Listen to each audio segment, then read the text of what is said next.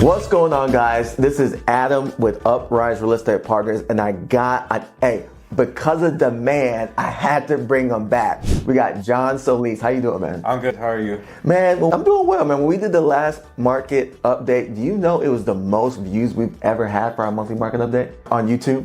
Hey, when we get together, that's usually what happens. So we had to give the people what they want. Yeah, that's right. You know, we're here to help them advise on people how to make some money, man. So, welcome to 2024, man. Hey, Happy New Year. Yeah. You know we got to close you out right. So this is your monthly market update for January. We go over the December stats. I'll do a quick summary on last year, and then we'll start talking about what we see for this year. But first, let's get into it. So John's going to let you guys know what happened in December. I'm going to let you know what happened in November, and we'll give you some context along the way, right? So John, tell the people, what did sales look like in the San Antonio area in December? Total sales was 2,410. Pretty good coming out the door. We saw a lot of traction moving in December. Everybody picking up on the good deals end of the year. Yeah. A lot of people saving on closing costs and what have you. And a lot of that sales was new homes, guys, because when you look at November, I don't know if you guys remember, if you look at November, it was only 2,207, right? So what happened? When we were telling people that were thinking about buying new homes at the beginning of this year, we were saying, hey, just to let you know, we're not rushing you. But new home builders always have those fire in the year sales. And so a lot of people took advantage of those. And so I think that's why you saw that uptick for total sales. So let's look at average price next. All right. So average price in December was $373,797. Right. And that was a drop because in November we had 375,845. So a little bit drop on average price. What are we looking at median price? So the median price was $319,113. Guys, listen up. Listen up. In November, the median price of homes was $313,975. So we had a jump in the median price of homes. And again, why do I think that? I think a lot of that had to do with new home sales, people wanting those incentives. Yeah. Right? Because you know, you got two choices. You can either ask the builder to come down 10,000, or you can give the builder what they want for their sales price or negotiate the sales price a little bit, but then they're helping you buy down the rate. They're giving you money for closing costs, getting you appliances. Yeah. And so, you know, I think that's what made up a majority of that uptick in price. And so for everyone that believed CNN and believed Fox News that the real estate market was going to crash in 2023, did it crash, John? No, I think everybody took advantage on the new home construction homes. I mean, I saw an average of, I think they were giving about $15,000 for every deal. Yeah. Help, you know, with the closing costs, trying to get the people in to move some houses.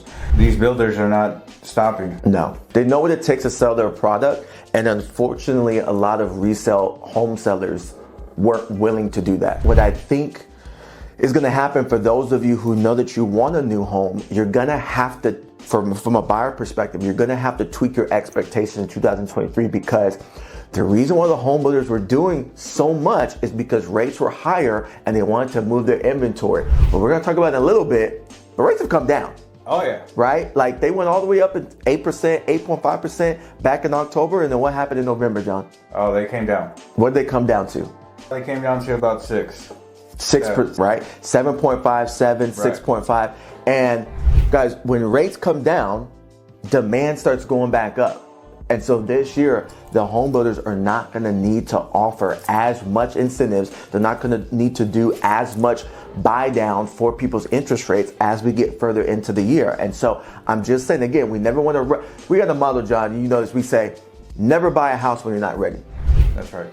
But if you're ready, take advantage. Buy a house, right?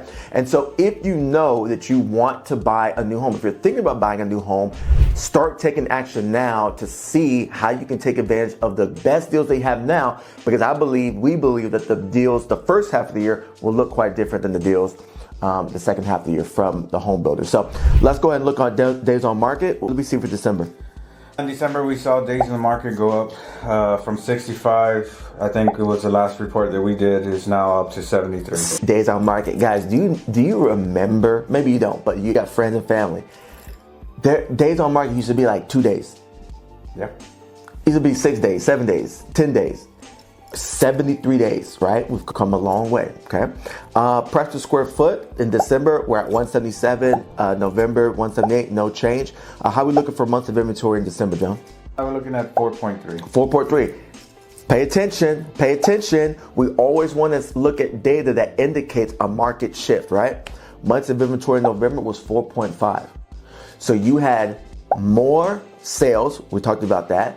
You had less inventory on the market. You had homes selling faster on the market, even though days on market went faster. In terms of the amount of inventory that's coming off the market, it reduced in December. Yeah. And I think we're going to see that trend continue throughout this year. Let's see, how did rentals do? Rentals went down. They went down to 1,789. Yep. In November, it was 1,801. I think rental rates are coming down a lot. No, I think it'll be a sideways trajectory. I think you'll just see based on the month, based on the season, it'll go up a couple dollars, come down a couple dollars.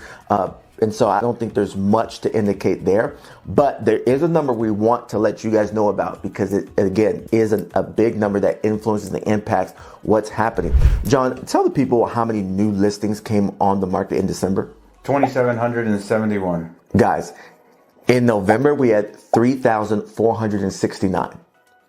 In December, we had 2,771. Now, many of you would go, well, obviously there's not that many new listings coming on the market because there's Christmas and holidays. Right. People want to put their home on the market. Well, I know we put several homes on the market in December, but that's a big enough gap, guys, to let you guys know and understand that buyers are having to deal with less inventory, right? How many active listings were in the month of December, John? So active listings, we had 11,741. Right. In November, we had 12,485. So there's less inventory out there for buyers. So what's happening is buyers are able to get better deals, but there's less resale homes available. That's what I'm getting at. There's not less new home builds.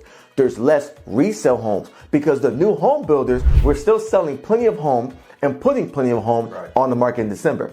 That's correct. Right? It's the resale homes that held back of putting their homes on the market. So when you're a buyer and you're coming to the market, you have a certain amount of choices from a resale perspective, and you just have a lot more choices from a new home perspective in this current market. So awesome. Pending listings. How did we look in December? So for pending listings, we had 1941. Right. Not much change from November, 1939, right?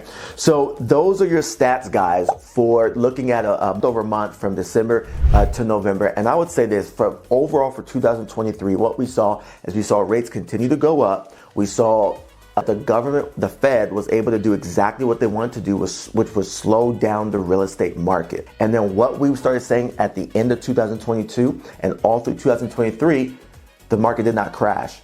People still bought homes. People still sold homes. Why? People that sold a home because it was a good idea. It was people that had real needs, real desires, real goals, job relocation, divorce, married, baby, need a family expanding, need to buy a new home, right? Wanting to take advantage of equity, sell that home, go buy something else. A family member dying, needing to sell that, probate the will. All these different things. People that had real situations, real needs, they were the ones that made up the bulk of the real estate transactions in 2023.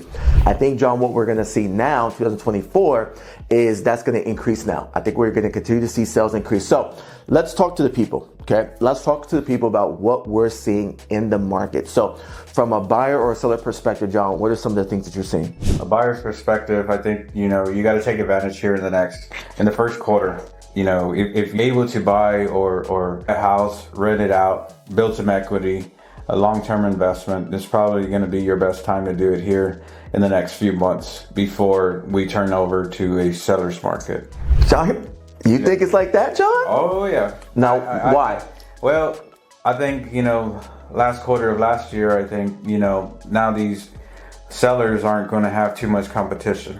So I think, now they're going to knuckle down. They're not going to give so much on closing costs. The competition is not going to be there.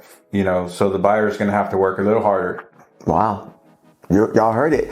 And I think what the stats indicate and what we're seeing in the market is that there's going to be a shift where the leverage and negotiation starts slowly shifting back to the seller. It won't be quick, it won't be in a day, it won't be in a month, but it's gonna happen this year, right? Because why? Sellers know you're gonna get an easier monthly payment than you did last year. A lower monthly payment than you did last year, because your rate's gonna be lower, right? Right.